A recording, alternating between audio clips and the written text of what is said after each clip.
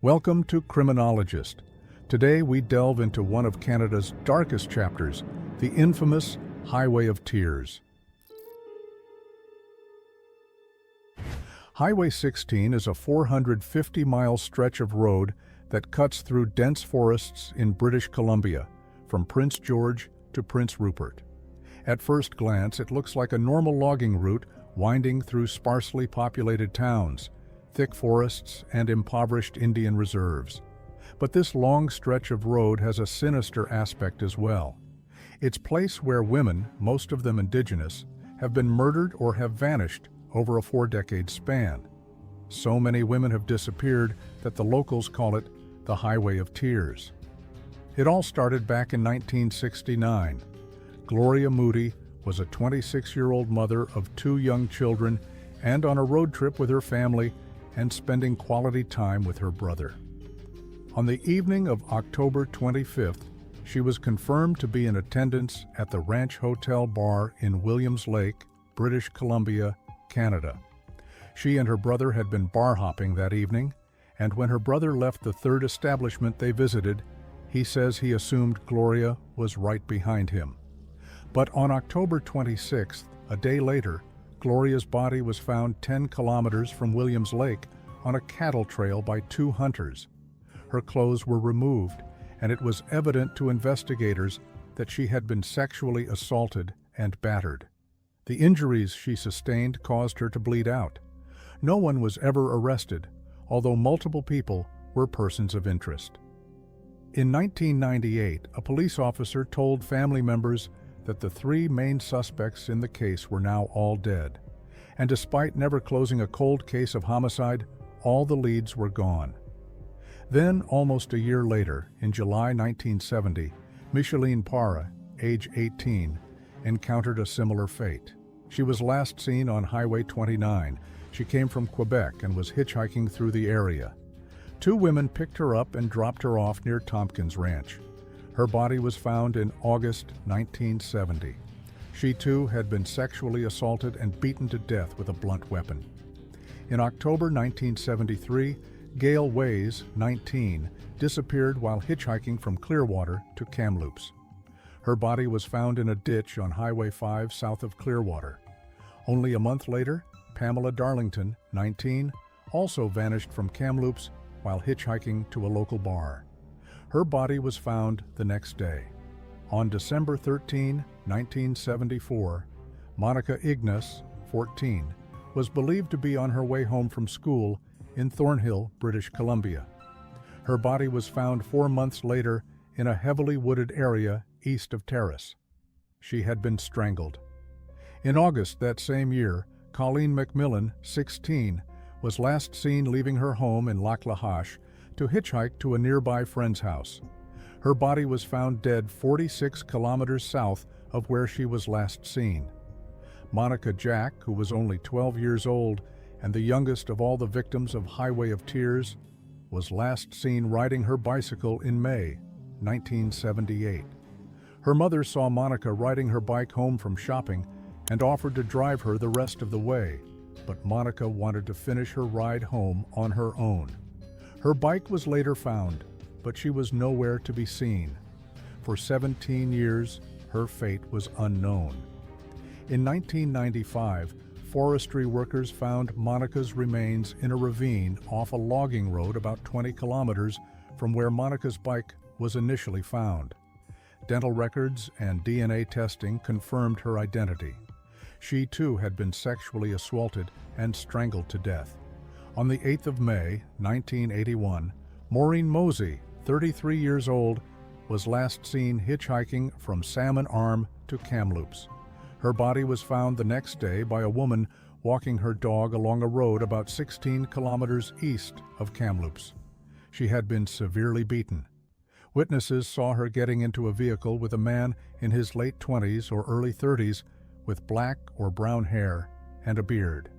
Shelley Ann Baksu was 16 years old when she disappeared from Hinton, Alberta in 3 May 1983. Reports collected by police state she was last seen at about 8:30 p.m. on Highway 16.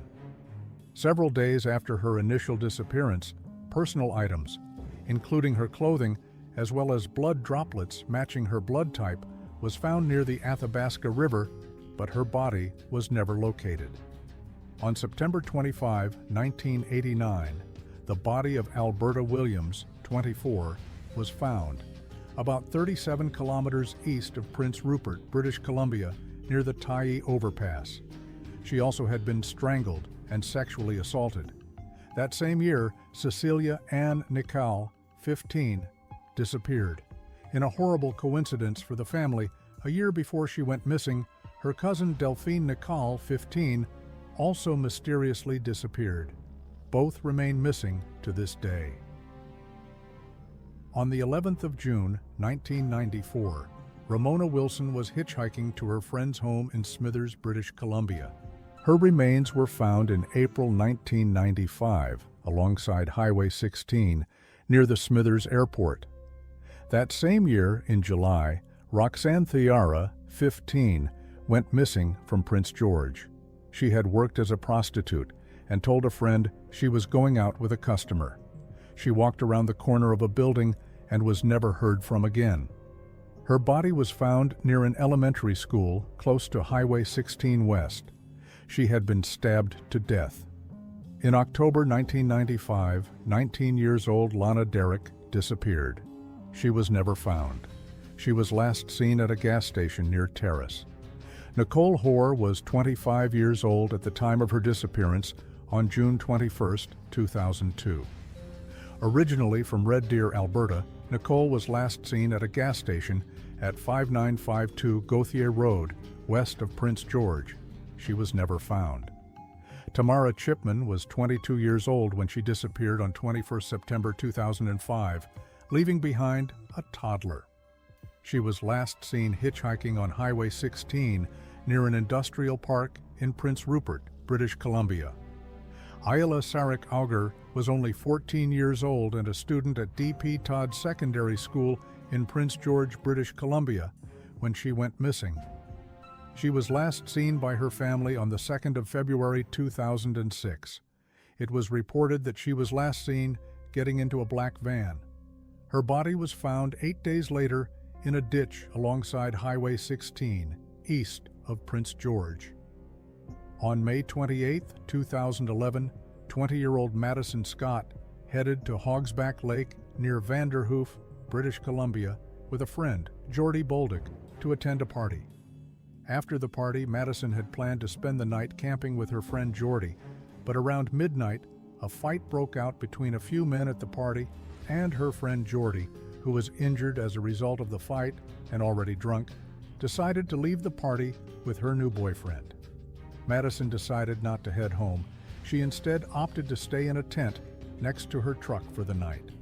She was last seen by partygoers at about 3 a.m.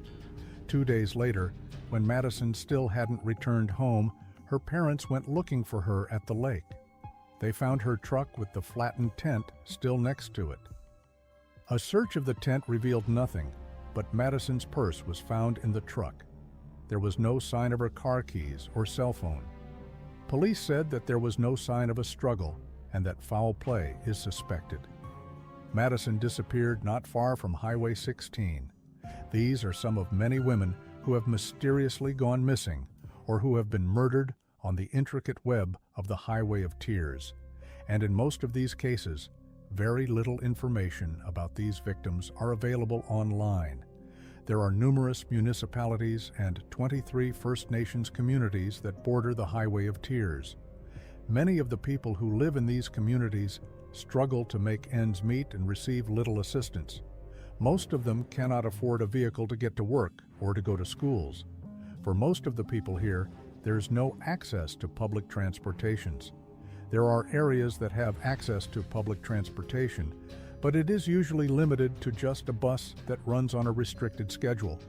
So if people living here miss the bus or their work schedule doesn't align with the bus schedule, then they have to find other ways of getting to work.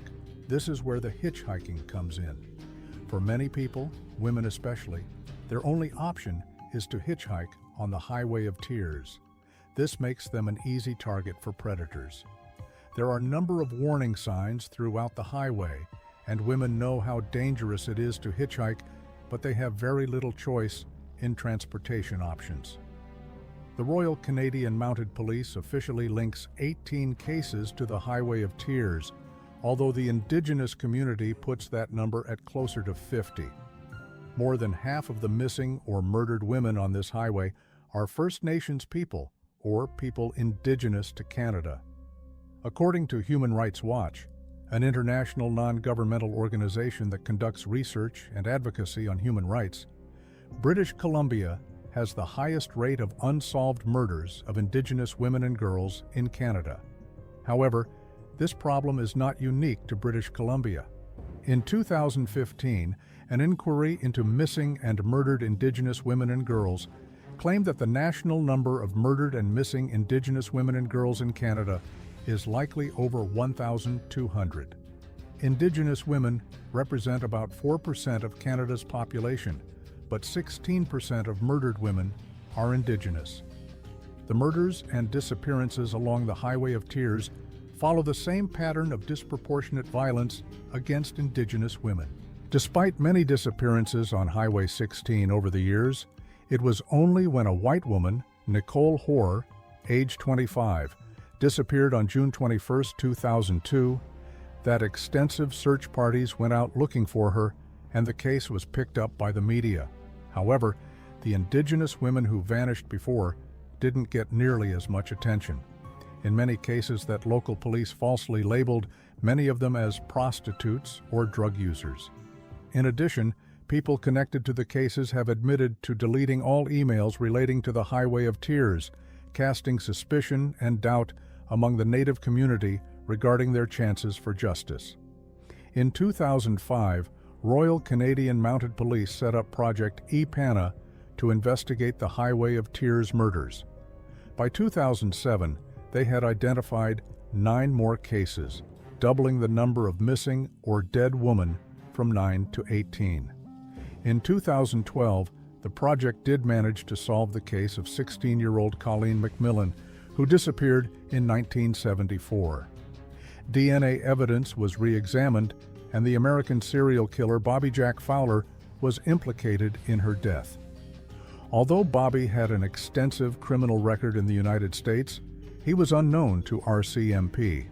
It was found that in 1974, Bobby Jack Fowler worked for a roofing company in Prince George and would often travel Highway 16.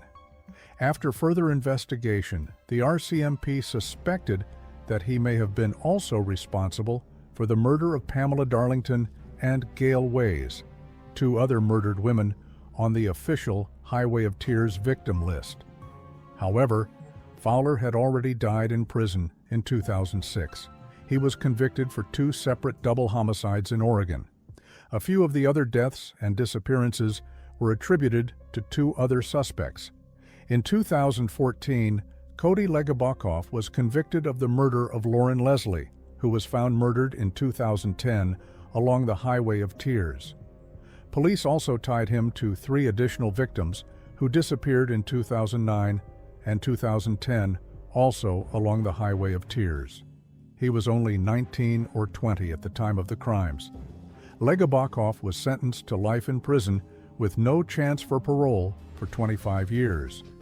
That same year, in 2014, another suspect, Gary Taylor Handlin, was charged with the murder of Monica Jack, who disappeared back in 1978, and another 11-year-old girl named Catherine Mary Herbert, who has also been speculated as being a victim of the Highway of Tears murders. Police said that he was previously a suspect, but there was not enough evidence to charge him. Gary had been sentenced to 18 years for a rape conviction in 1979, but his sentence was later reduced and he got out in 12 years. He was found guilty by jury and sentenced to life in prison in early 2019. Thus, Monica Jack's murder becomes the first file in Project E-Pana to officially be solved with full court proceedings and sentencing. E-Pana is still investigating the remaining unsolved cases. However, no new cases have been added since 2007. However, The women have continued to disappear on the Highway of Tears as recently as 2018. It is believed that multiple serial killers have stalked Highway 16 over the last 50 years, and it is possible that most of the cases will remain unsolved. If you're moved by these stories, don't let them fade into the shadows. Like this video to amplify awareness. Subscribe to Criminologist for more stories that matter. Comment below with your thoughts. What do you think can be done to stop this cycle of violence? Share this video with your friends and family to keep these women's stories alive. Let's shine a light on the Highway of Tears and demand justice for every victim. Together, we can ensure that no story is forgotten. Hit the bell icon so you don't miss our next deep dive into the stories that shape our world. Thank you for watching, and remember, behind every statistic is a person, a story, and a life that mattered. Stay safe, and we'll see you next time on Criminologist.